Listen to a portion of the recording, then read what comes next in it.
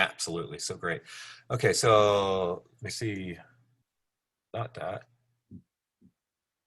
Where did it go? Let me pull this over here now. Let's see if I can find this here. Exactly what we wanted to avoid, and here it is happening. I'm going to share this. That's it. That's it. And I'm going to hit play. And you just tell me, are you ready? Because I know you have this timed. It's amazing, I'm Angie. ready. Okay, I'm ready for the first okay, of so the I'm going to hit lightning the round. boom. Hold on, I have to, okay, there we go. Hi guys, I'm Angie. I'm with the Center for Advanced Spatial Technologies here on campus, and I'm here to tell you just quickly about a 3D historic reconstruction that we have created for the Japanese American incarceration camp at Rower. Before I get too deep into that, I want to take a step back and just highlight that this is part of a larger effort where we have been working with the Japanese American Confinement Sites Program to create a comprehensive web resource around both the history of Rower and Jerome. As part of that, we have a pretty substantial archive that has over 1,400 items that are unique to Arkansas collections. We have a historic timeline that talks about the history of the camp, both before, during, and after its occupation into the present. And we also have a number of visualizations for the site. Those include a series of interactive maps that places the camp in a national as well as a regional context. A connections graph that highlights the connection between people and items in the archive at the camp. And then finally, the 3D historic visualization, which is what I'm going to talk to you guys about today. So if you were to go to Rower, very little physical evidence of the camp remains. However, as we start to overlay the buildings and the streets, information that we have from historic documentation, you start to see little bits of the remnant landscape kind of pop into play. While we don't have much in the way of physical camp evidence, we have a ton of historic documentation.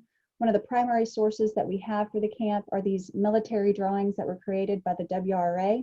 These give us precise scaled measurements for all of the buildings within the camp. We also have camp newspapers. We have local and regional newspapers that provide a wonderful perspective of what it was like to be in the camp and around the camp. We also have artwork. This piece is from the Butler Center. In addition to that, we have hundreds, if not thousands, of historic photographs that give us a sense of what life was like in the camp. So this makes this really a great candidate for historic visualization, because the camp, there's very little there on the landscape today, but we have the documentation that tells us about what it was like. So the focus of our visualization was on a single barracks block rather than the camp as a whole. A barracks block is basically a neighborhood block, and there are 33 of those at Rower.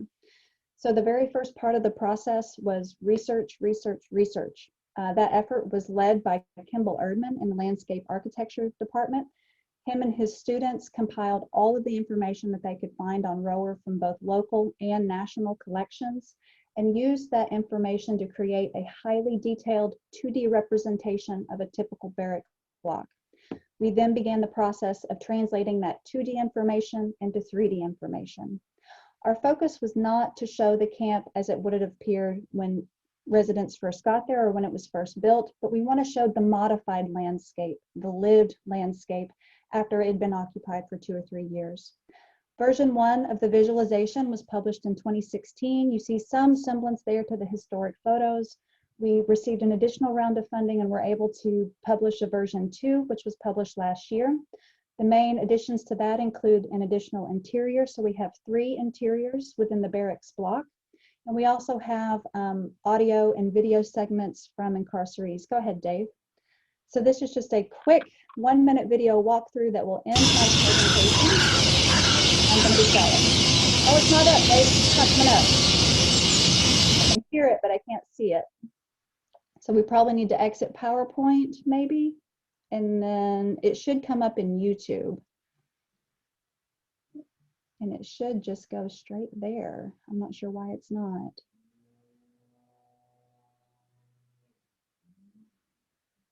And if we can't do it, it's not a big deal. I can give people the link and they can download it and check it out. I can also throw the link of the YouTube video into chat. And actually, that's probably good enough for me. So we can roll on.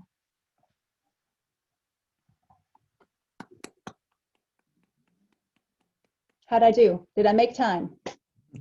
I feel like I couldn't have talked any faster on that one. Dave, you're muted.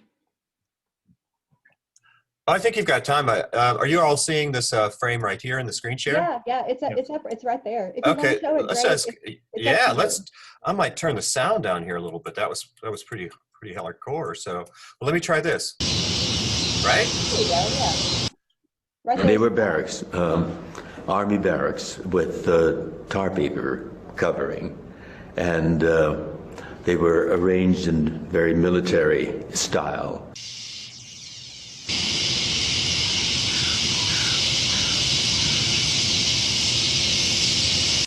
October 31st, 1942. Our home, 381E. Fujino's to the right and the block office to the left. Ought to be quiet. Unit looks good. And empty also. An ugly black stove and a suggestion of a clothes closet. So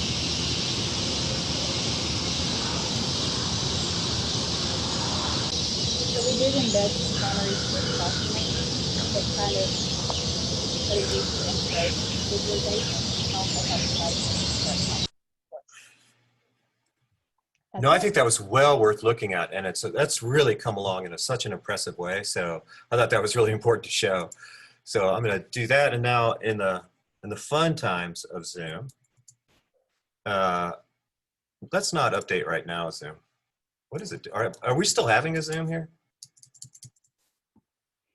Yes, we are. Yes. Oh, interesting. Okay, let me do that. Don't you love how the controls hide themselves though? Yeah, it's really fun to navigate, especially under these circumstances. So we're going to share screen again, and I think Dora, you're up now. But that was great, Angie. Thank you so much. You bet. Thank you. I don't know if I'm as timed as Angie is. I'm clocking in at like 6, so hopefully. Okay. Are you gonna cut me off? No, we're not that ruthless yet, but we do. Well, cut me off if you need to cut me off. We do have to get started promptly at 8 with the next thing, so Okay. We'll see how we do. So I think if I can hit, you should be seeing that presentation if I hit play. Is all good? Yeah, that looks Okay, great. So, fantastic.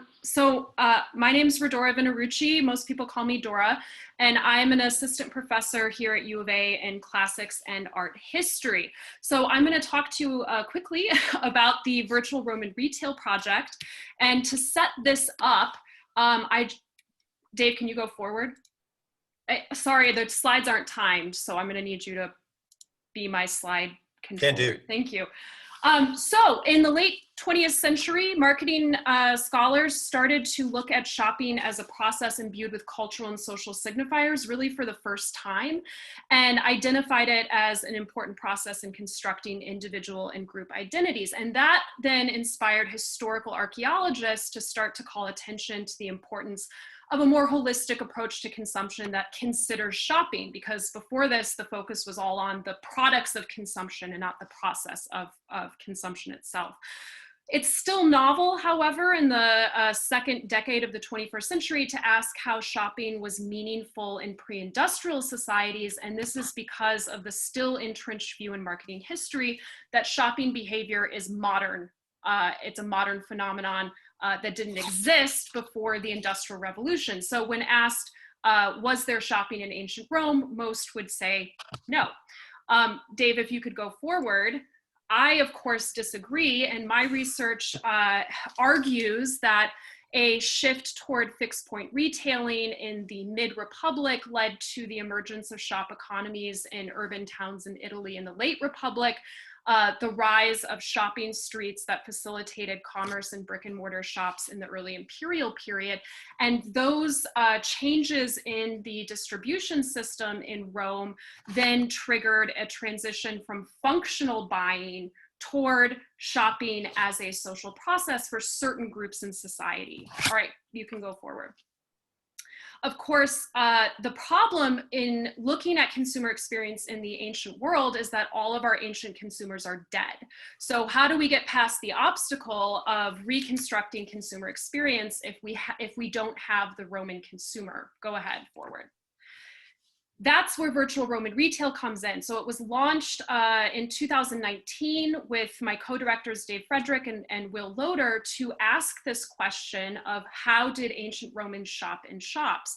And once we can start to address consumer experience and behavior in these ancient Roman retail landscapes, we can start then to think about how the cultural practices of shopping shaped Roman urban society. Now, we don't have the consumers, but we do have the archaeological record, which preserves hundreds and thousands of Roman shops for us to explore. So we use a reverse atmospherics technique working backwards from the shop environment to reconstruct those consumer experiences within those spaces. Go ahead and move forward. Again, maybe? There we go. And one more time. There we go. Okay. So the virtual visualization of Roman shops is key to this process. And so our visualization of this Roman shop from Pompeii is modeled in Unity 3D. It integrates photogrammetry of the archaeological remains. We pull from excavation records and reports, which have photographic evidence of the shop at the time it was excavated. It includes scaled plans. And then we also look at comparative evidence from other Roman shops. That's particularly important for the interior of the space. And then we're also reading the textual sources to help us situate this visualization in a specific space-time appropriate context. All right, Dave, if you could move forward.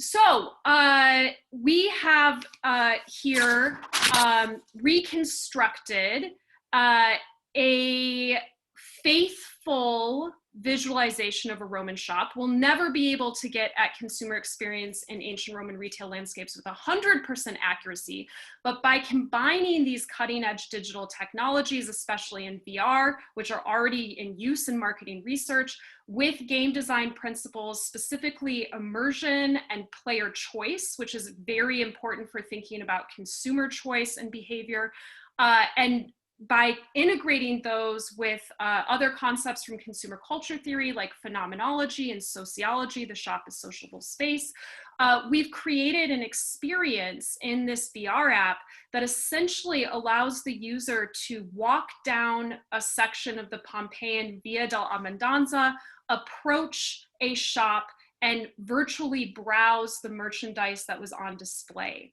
And this gives our hybrid physical digital body a sense of being in this ancient retail landscape that evokes a number of sensory memories. So not just the kinesthetic experience of movement and exploration of the space, but the actual haptic touch of holding and browsing the merchandise, which was key to the pre-industrial shopping experiences, as well as the visuality. And our next step is to add sound. Dave, last slide. Thank you. So looking ahead, first phase of the VRR project was to visualize this felt shop from Pompeii in the 1st century AD. This summer, Will Loader and I will be in the field in Italy, photogrammetrying 2 luxury fish shops, competing fish shops in Ostia that date to the 3rd century AD. And then my plan, hopes, and dreams for a 3rd phase is to visualize a pigment shop from Byzantine Sardis. And this will give us a comparative study of what Roman shops allowed or afforded their consumers in 3 different periods from 3 different towns around the Mediterranean. So I'll end there, and I was a little over, but I think I'm within range. Oh, no, definitely. No, that was great. Okay. So some acknowledgements. All right, so. Okay, fantastic. So now that we're doing that, I think our next presenter may be Greg Herman. Greg, you all set? Yes, sir. All right. Friends, how are you all? Yeah, Dave, if it's messy, I can do a screen share. Oh, no, it's happening right now. Good. There you go. Okay, thank you. I'm sure all of you have heard of Faye Jones, the architect, and I am a faculty member in the Faye Jones School of Architecture and Design at the University of Arkansas. And my further title, in addition to associate professor, is the steward of the Faye and the director of the Faye and Gus Jones House Stewardship, which looks after, promotes, maintains, and does handles everything having to do with the Faye and Gus Jones House here in Fayetteville. The Faye and Gus Jones House is a property of the University of Arkansas at this point, so the university is engaged in preserving it as well. In 2017, Dave, was it 2017, Dave? We applied for and received a chancellor's grant from the university to pursue using game engine software to represent the Faye and Gus Jones House and to produce with the Tesseract staff a rendition, an interactive rendition of the Faye and Gus Jones House that would be shown or accessed through a physical kiosk. Our objective wasn't so much to provide a teaching tool for architecture students or design students, although it does do that to an extent. What it does, perhaps more importantly, is to bring the work of Faye Jones and ultimately, as time goes on, information about other important architects from Northwest Arkansas to larger audiences, audiences that have been underserved or folks that can't make it to Fayetteville and so forth. So we received the, thank you, we received the Chancellor's grant in 2017 that allowed the group to pull together the application that you see on the screen. Users in this image are at the farmers market, which is where the kiosk made its debut in the fall of this was around Halloween in 2019. So it was about a 2-year process. We had quite a bit of interest from folks of all ages. We go to the next one, please, Dave. We leveraged the work that was done on that project into an application for an NEH grant to extend the project further to such that it would encompass a number of other Faye Jones designed buildings. We were fortunate enough to receive the NEH grant in the category Digital Projects for the Public, also referred to as a production grant. Interdisciplinary, as it says here, between myself from the Faye Jones School of Architecture and Design and Dave Frederick from the Tesseract Center and the amazing Tesseract Center staff, without whom any of this would be possible. But we did get the grant, and we, as part of the application, we, as you would all understand, we defined, you can go to the next one, we defined the buildings designed by Faye Jones that we would like to include in our further survey of his work. And by the way, with the objective of creating more and better kiosks for public use that we would be able to disperse geographically. What you're seeing here are a couple of the buildings that are going to be included in the next rendition of the work that will be featured in a kiosk. We're hoping that we're going to be able to soon produce these kiosks, that is part of the grant funding, so that we can distribute these into at least the Arkansas landscape, certainly the regional landscape, libraries, community centers, and so forth, to bring forth additional information and exposure about Faye Jones and the architecture scene in Northwest Arkansas. So what you've been seeing here are photographs of the actual buildings that are being covered by the project, and very much in progress renditions of those buildings accompanying. What you're seeing here, you should all, you're probably all familiar with, Thorn Crown Chapel and some of the furnishings, all of which has been attained through photogrammetry on site. Have been lucky to be on site despite the current circumstances. So in this last image, what you see on the left is the kiosk as it was delivered to the Fayetteville Public Library, where it remained for over a year due to the COVID circumstances. We did have plans to take it down to, we were invited down to Pine Bluff, and then we had hoped up to XNA, for instance, but all of those plans were dashed by COVID. We do intend to get back out into the landscape soon. What we are working on is modifying the physical presence of the kiosk. As you see, the folks using it, the kiosk that we produced is of ponderous weight and size. And so we have a couple of paths we can take. In the center, you see a minimal console, which is certainly possible. On the right is a kiosk that is not of my design or anyone that I know, but I show it because it engages wood initiatives that have become very important to the School of Architecture and to the university in general. And so it's entirely possible that our future work in the kiosks will engage wood design. At least that is my hope. And I think that pretty much covers what we're up to. Did I miss anything, Dave? No, that's awesome. No, that was great. And so we're trying to like kiosks on one hand and then WebGL delivery, which you've talked maybe a little bit like delivering the content over the web through your browser, so that we have two ways. One is like the kiosk can be actually quite tactile and experiencing them. And obviously the web, it can go to a much larger audience. So we're trying to do both. Okay, so I think, George, are you ready? I think I'm up next. Are you up? Are you up? Okay, cool. Yeah. Then let Chomping me at the bit here. No, that's good. Oh, sorry. That's what my schedule says. Click to exit. Okay, I will. Let me do that. Now it's going to go much better. Okay. Pull this over here. Back over here and share screen. And that's the one. Back over here and hit play. Are you going to do this for me? Okay. Are you all seeing what you're supposed to see? No. No, we're not seeing anything yet. Oh, that's good. Okay, gotcha.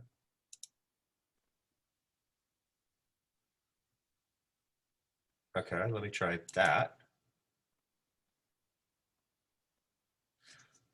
Okay. Just the Zoom screen. Yeah, just the Zoom screen. Let me see if it'll share this now. There you go. That should do There it. it is. There we go.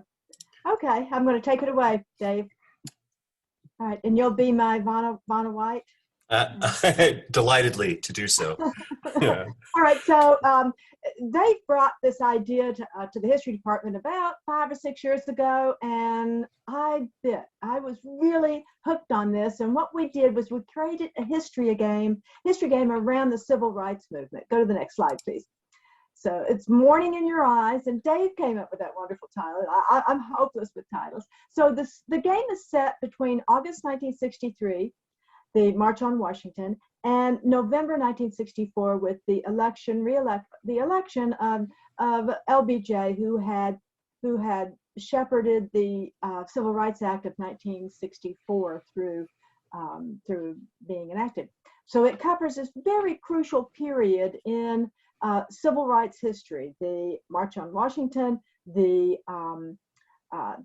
bombing of the church in Birmingham, the killing of civil rights workers in Mississippi, Mississippi Freedom Democratic Summer, and then the Mississippi Freedom Democratic Party in August, and so on and so forth. So there's really crucial moments, plenty of things for students to learn about in a different way, an immersive environment. Next slide, please. So this is a look inside the Old Earth coffee shop where all the action takes place. And here are two characters who are interacting. And the idea is that they are talking about the event of the day. They read a newspaper about the bombing of the Birmingham church. And there's newspaper kiosk. You can't quite see it here, but they go to that, they read it, and they have different points of view, and they argue. And the student comes in as a player, as a new employee of the coffee shop, and he or she is supposed to interact with the customers and read these newspapers too. Next slide.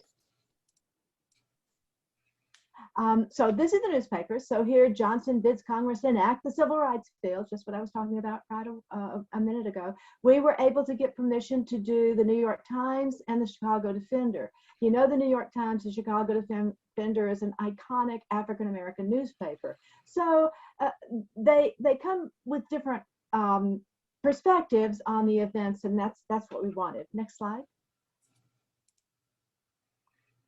So this is the coffee shop owner, Clifford, and we came up with this biography of his past. It's all made up, of course.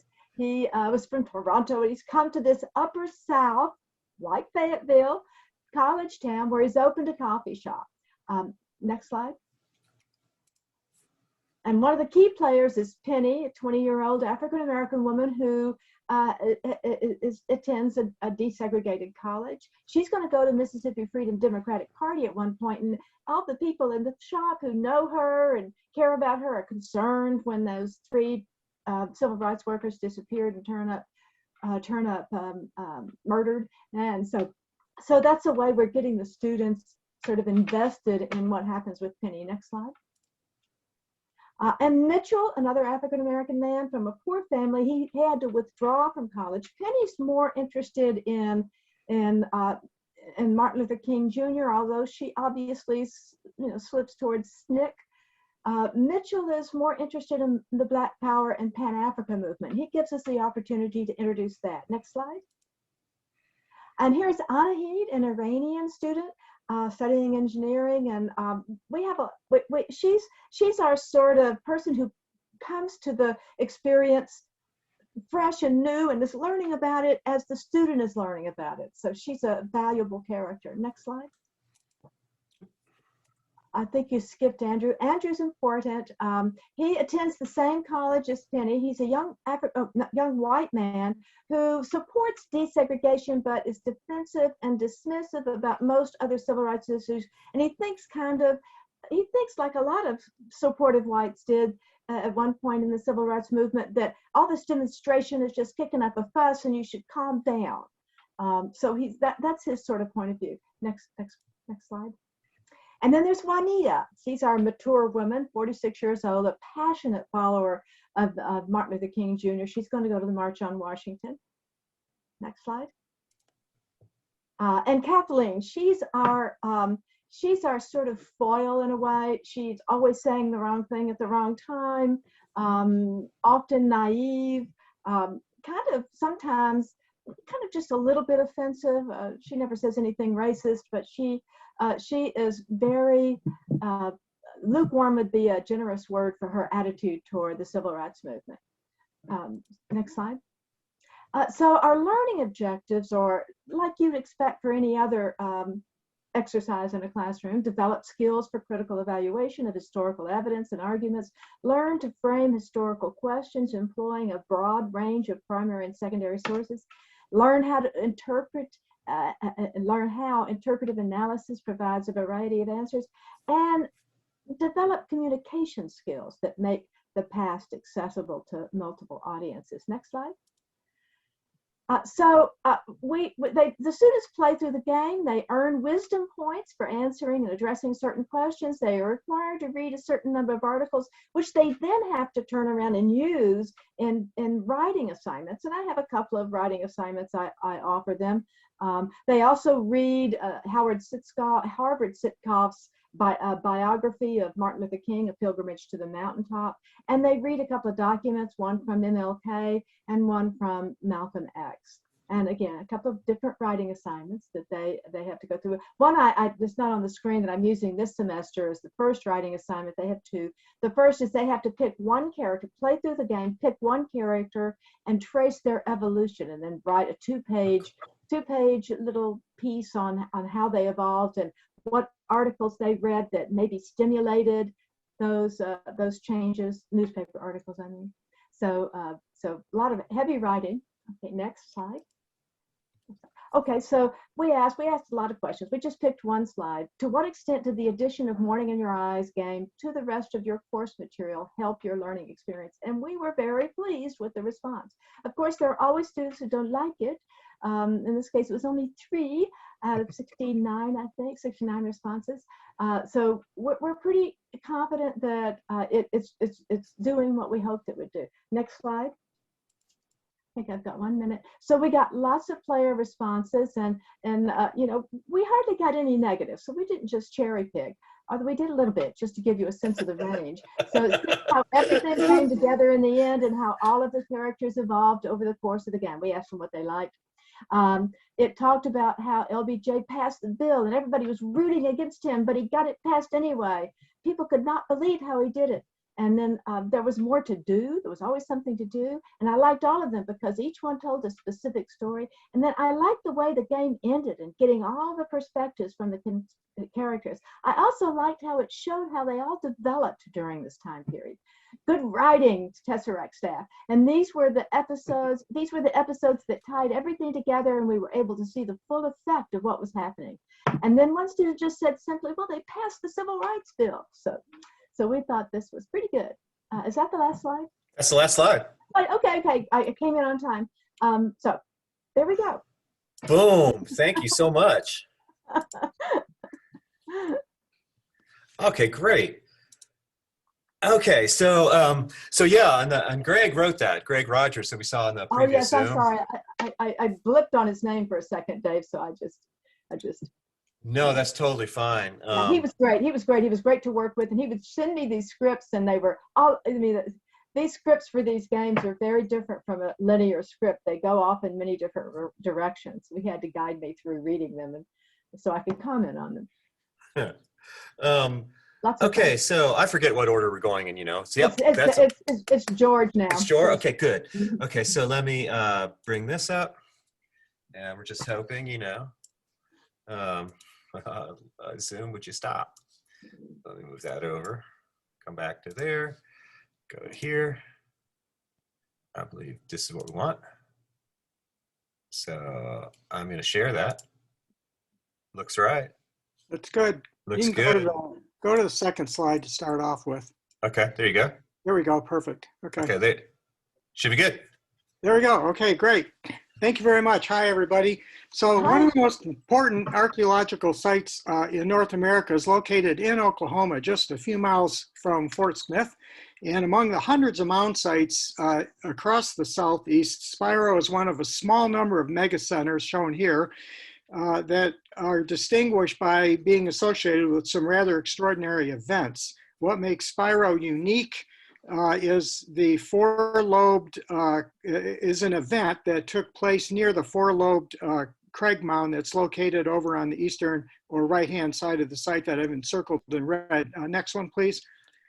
The Craig Mound was built during the 13th through the 15th centuries and then remained intact for about 500 years. This is showing it right at the beginning of the 20th century. Next.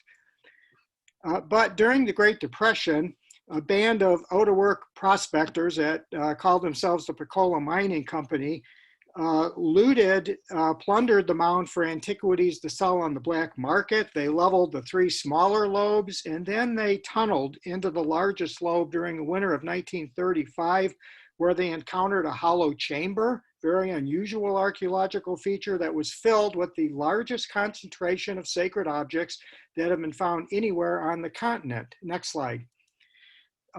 Crews hired by the Work Progress Administration and supervised by University of Oklahoma archaeologists excavated what was left of the Craig Mound.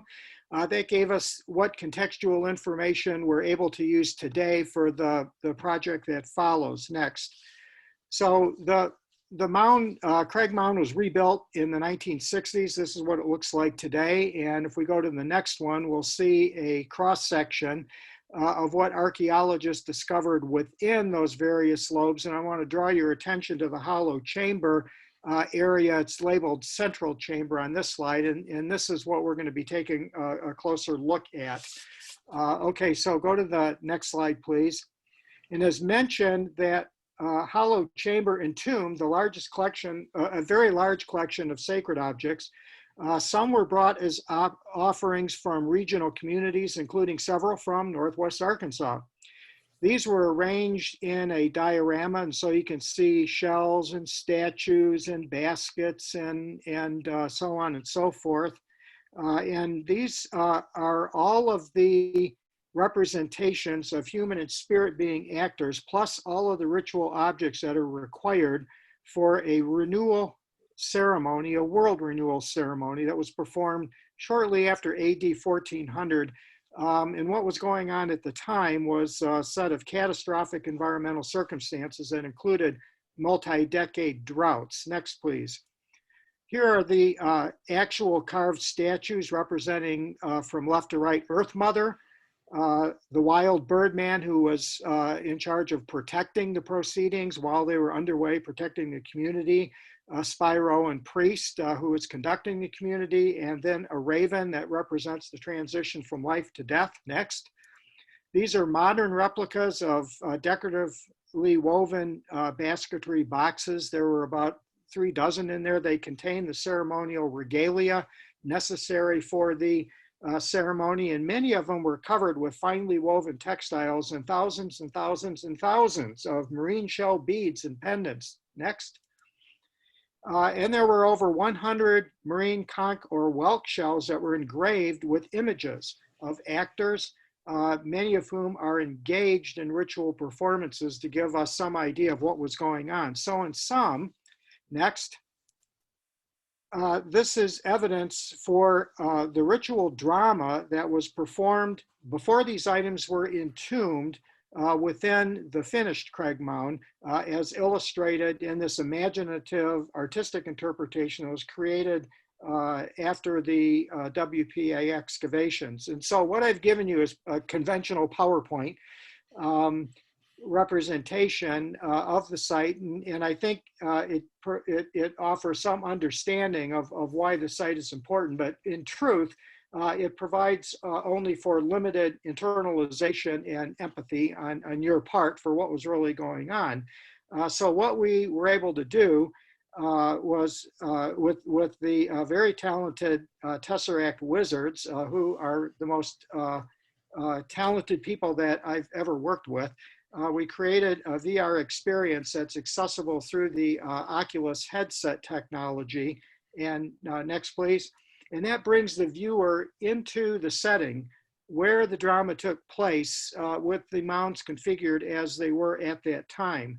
Next, sacred objects appear for the viewer to put into place, so the viewer using the handsets actually grasps the objects, the statues and the shells and so on and so forth, puts them where they are supposed to be within this ritual diorama. Next, all the while the meaning and purpose of those things being explained by a voice track featuring Native American voice actors, and then the action unfolds as the depicted beings come alive to explain the event, giving the viewers a firsthand encounter with the artistic and intellectual elements of the performance, interweaving the science, the art, and the indigenous perspective to create a much more powerfully humanistic experience for students and the others that we're trying to engage. And I think that's it.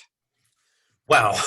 And if you want to see this, you can go to Oklahoma City to the Cowboy and Western History Museum, where currently until early May, there's a big exhibit on the Spyro site that features all of those artifacts, and the VR that was created by Tesseract is accessible there. They have the headsets and they're cleaning them off safely between each user and so forth. And so it'd be a great experience for you if you're able to make the trip. Awesome, George. Thank you so much. Take the knee. We're done. Thank you. Okay. I'm going Sure. to go ahead and start speaking as Dave pulls up mine. I'm Ryan Calabretta-Sager, and I'm the Italian section head. And again, like many of us, if it wasn't for Dave and Tesseract, Italian would not be doing VR. In fact, go ahead and slide for me, Dave. So we luckily teamed up with the University of Arkansas Rome Center, that's our lovely Palazzo Taverna, Slide, and Tesseract, and all of these great sponsors that Dave did most of the first groundwork on laying and finding funds. We went over to Rome and we did a whole bunch of just shooting scenes. And he came up with this idea to me saying, listen, the market is a special place in Italy. Why don't we do something with the market or something else? It's your choice. You're the expert, and I will bring you all of the materials needed. So we just upped on the plane, not we just upped on the plane, but we thought of some ideas, jumped on the plane, and you can slide again, and decided to do a VR project that would incorporate the concept of the market with vocabulary and grammar. And the initial idea was to do just one scene, but while we were there and running around Rome doing a couple of other projects, it wasn't just one project or another, we were doing about 4 or 5 at the same time. We were able to use some time and dedicate it to capturing scenes from other places, one being a cafe, and another one that we kind of just fell into in a very Italian way was a cooking class. Slide, please. For those of us who don't know VR, I like this slide a lot because it gives you the concept of augmented reality versus virtual reality, but I think most of us are pretty clear on the differences. So slide. So here's what we did. We were able to capture 3 scenes: the Prati Market, which is a very important area of Rome historically, next to the Vatican, and has an interesting relationship with the Vatican, a coffee shop, and a really cool cooking class with, you know, an actual chef who worked in Trastevere. Slide. And here was the process. As many of you noticed, we had to find locations, permissions. We had to, you know, film, download the video. And again, as you go through all of these different moments of the process, we know that Tesseract did most of the work, thank goodness. But, you know, they did all of the visual, all of the stitching. I worked with my colleague, Claudia Devich, to create the dialogues. We all went over and recorded the dialogues, which was a great experience, not only for the faculty, but we chose some advanced students and some international students. So we're able to bring together the Italian speaking community of Fayetteville. Of course, Tesseract stitched the dialogues all together. We tested the app a couple of times. We did a lot of work on creating surveys, IRB permission, which as someone who does do second language acquisition, but focuses on literature and cinema, that was a learning curve for me, thanks to Dave and company. It was the first time I ever had to do one of those. And then work on the organization of time, space, and place, because we did all of this this VR work with the students outside of class. And we worked with Joe Covey in the World Language Center, which was a great collaboration, and with various folks in Tesseract. We had the students do the pre and post survey. And then of course, in between, we had them do the activity. So the process was quite long, and it was longer than I ever thought it would take, but we had a lovely product, which we'll see with some of the survey results. We were able to launch it twice already. I think we can go to the next slide. So the whole concept is a 3-part task-based model, which is one of the language methodologies that's coming more into its own. We have one of the largest language methodology that we incorporate into our classes is usually the commutative approach, but task-based learning has been on the rise a lot, especially when we think about languages for the profession, so languages for business and languages for engineering. We need to focus more on task-based learning. So the idea is to create 3 complete didactic units across the 4-semester sequence. So students actually look forward to this one didactic unit in each of the 4 semesters. So it's something that also is hopefully going to function as a retention tool. The first one that we were able to launch was the Prati Market. So the task is, it's your birth. Oh, can we go back? Yeah, sure. It is your brother's 21st birthday, and you're tasked with preparing his favorite meal, bucattina alla matriciana, saltimbocca, e carciofi alla giudia, which is, this is a very Roman meal. So we're also learning about Roman culture, Roman food culture, how the cultures of food differ from area to area. You have to go and shop. And then as we'll see later on, this is not only a vocabulary assessment, but also a grammar assessment when we talk about partitives, which are some of this, some of that, et cetera, et cetera. Slide. Before entering, they have to learn a little bit about the market and why it's there and how it's there, and it orients them before entering the market. Slide. And then you see your little your vocabulary list, which is a grocery shopping list. And they go around the market and they find the items that they need. Slide. And then they have to actually speak to the fruttivendolo, the person who sells them the objects. And they hear the question. They can also read the question. And then they have to choose which is the correct partitive. And they have 7 of those questions marked throughout their activity. Slide. So here's some, pre and post survey stuff. We don't have to spend a lot of time on this. Slide. But I do want to spend a moment on the results. So pre-survey, do you play video games? 60% do, right? Define your activity. Most of it's casual or not applicable, et cetera, et cetera. What do they think about video games for learning? 50 say, just over 50 say yes. 49.2 say not possible. Next. We can go on. Next. Next. Post survey. First time using, 40%, 60% no. Is it user friendly? Strongly agree, 21%. Agree, 52%. So we're very happy with those results. Better understand how Italian markets function, which is one of the main objectives, right, of the activity. 16% say strongly agree. 63% say agree. So we're way over the 70% mark. So we are really happy with those post-survey results. Slide. Overall experience, 68.4% give it a 4, 8% give it a 5. Again, we're way over the 70% mark. We're really happy. Slide. Would you like to see more? Again, we have about 70%. So there was more mixed feelings. I think part of it also was the first round when we did this, it was towards the end of the semester, right before break. So students, felt rushed doing this project. Slide. And there's just some student feedback. It was all very positive. All of the negative feedback that we did receive, we were able to actually improve in the app for the second go around. So at this point, I just want to say we're working on the next 2 units. We got some funding from the Italian government to move forward. So not only will we be working on this cooking class, which will utilize the imperative tense in Italian, we also are going to work on a whole nother project, which is a digital humanities project, which again was an idea kind of born organically with Tesseract and working with one of the staff members there. So thanks to the Tesseract Center for all of their great feedback, and I will conclude there. Fantastic. Okay, we're so close to time.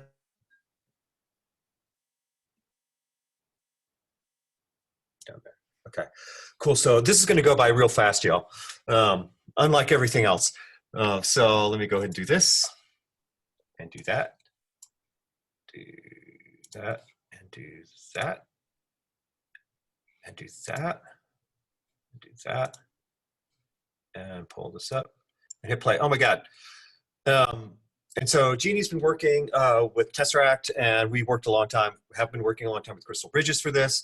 Walking in Francis Guy's Brooklyn, performing race and identity in the early American city. You all know about this giant painting that's out of Crystal Bridges. And this idea actually goes back to me and Tom Hapgood from Art walking through and saying, couldn't we make it like a VR or immersive experience out of this painting? It was as innocent as that.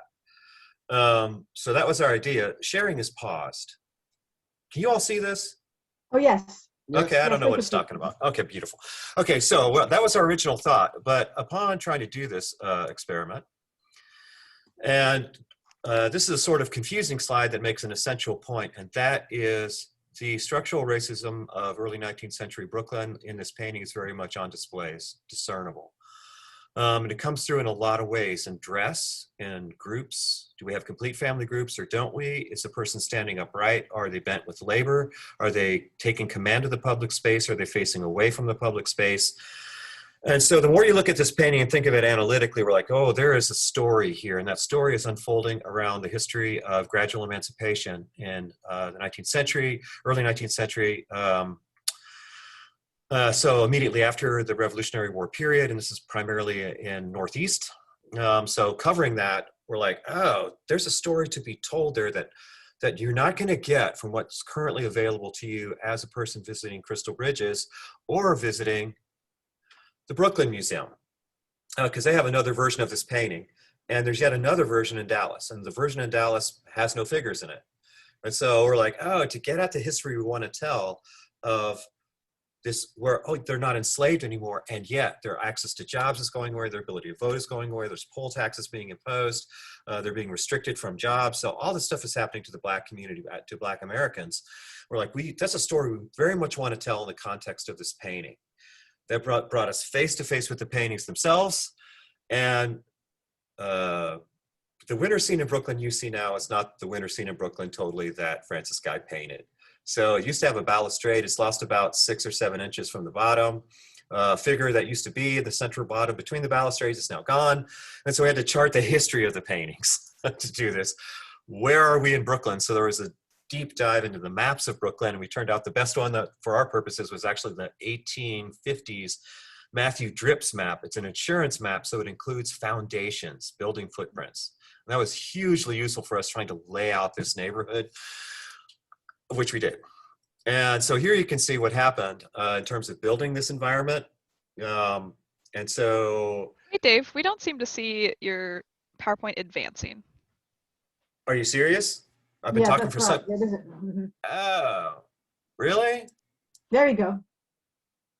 But if I hit play, do you still see it? Yeah, we see it now. Yeah, all we had was the title page. What about now? Now we We see the second page. Okay. That's so do you see like the world revolving and it's Brooklyn? No, we don't see that. So you're not seeing a movie play right now? No. we see a snow still. Okay. Sharing is paused.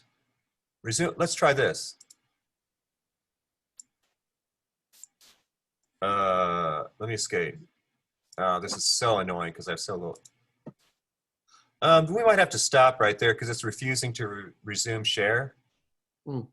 It's paused and will not resume. So you don't see anything. It's just, okay, well, that's all right. That's just great. So let me do that. Let me. Oh, something You happened. can see the History of slides Brooklyn. now, but you just We can't. can see them now. Yeah, You yeah. might No, can that's. advance it just like that, Dave. I can. And so what's happened here is like, oh, look at that. This painting's racist. What's up with that? We probably should talk about that. Ooh, that's complicated. There's many versions of this painting. Ooh, and even the one we've got here in Northwest Arkansas has undergone some serious revision. Oh, let's dive into maps. Ooh, that insurance map is super helpful. Hey, what if we had a rotating view of the world? So this is the world we created. I don't know what's going on, guys. And so That was great. That's going now. that's fantastic. So since we have to go so fast, hey, there's a key. And so the artist, Francis Guy, actually produced a key naming all the figures in this painting, except only the white ones. Yeah. So the Black figures are mostly anonymous. And that brings us face to face with the nature of history at this point. Like, oh, a guy named Henry Stiles is going to give you blow by blow for all these white figures that are named in the painting and their houses and the structures and everything. Recovering Black history is way harder.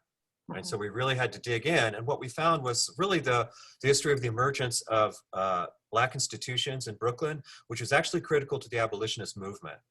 And so, for instance, right down the street, like right up, it's right part of our neighborhood that we're trying to model is the first African school, which was established by Peter Kruger. And then there's also the African Wesleyan Methodist Episcopal Church, which originally on High Street. And this is the Bridge Street version from 1847. So we made a 2D game to teach the nature of structural racism and how hard it is to work within that environment, but also the resources of dealing with that and the linguistic complexity of this. Because the African-American community is speaking across all kinds of languages during this period.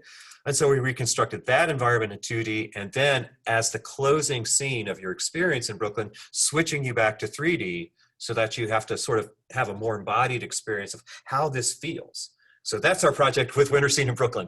And Yes. sorry for the sort of snafus technically. It's as fast as you can do it. Okay, it's 8:03, so I got to stop this Zoom and move over to the other Zoom. So please do join us and seeing Derek Ham's presentation. So that's it.